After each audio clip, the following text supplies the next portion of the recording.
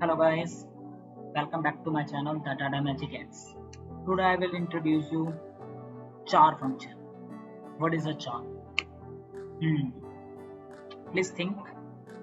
You have no idea. Okay, I will tell you bro, don't worry. So bro, CHAR function is a like character function. What is a character? Character is like your keyboard is a character. Okay? If you mention press here like this way, okay? So this is a character. Okay? So all are things in keyboard characters. If I'm saying please mention here ABCD, ठीक है. सो manually type करने में बहुत time जाएगा, ठीक है.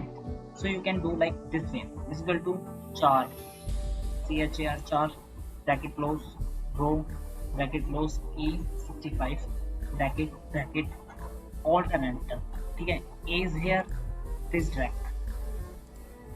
After drag you can see ABCD is here within a few seconds. So if you like this video, yeah, and this trick, so please channel the Data Magic X guys, because I have a lot of things for you. So please guys, please